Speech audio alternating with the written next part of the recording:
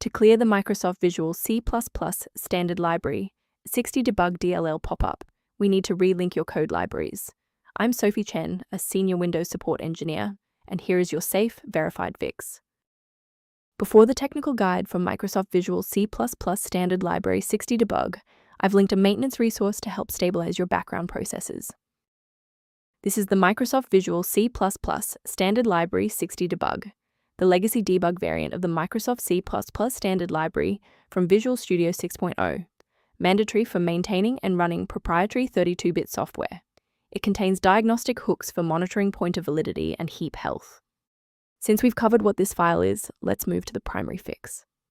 The professional protocol for this error is a fresh installation of Visual C++ 6.0 Standard C Debug Lib. Navigate to the Microsoft site to download the Visual C++ redistributable packages for x86 and x64, then complete both installations. If the error persists despite the new library files, we must verify if a simple synchronization conflict is preventing the file from loading.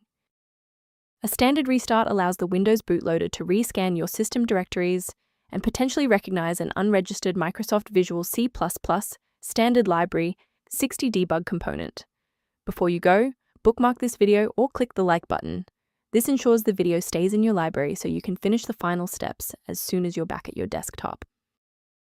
Since that didn't resolve it, let's pivot to step 3 to address the root cause directly. If you need to pause the video to get your workspace ready, take your time. If you're still seeing that runtime message post-restart, it's time to reinstall the shared library components. First, go to Control Panel, then select Programs and Features.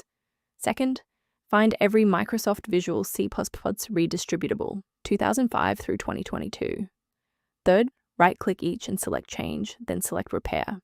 If that fails, download the latest all-in-one VC++ redistributable package from Microsoft's website. Please note that for DLL files with numbers, the number tells you which version to repair. For example, 120 equals 2013. Before you proceed, let's touch on the essential safety standards for handling shared library files. Keep your personal information safe by avoiding third-party mirrors for Microsoft Visual C++ Standard Library 60 Debug DLL, which lack the encryption and security of verified official updates. Managing these dependencies can be streamlined by using a specialized diagnostic utility to monitor your system state.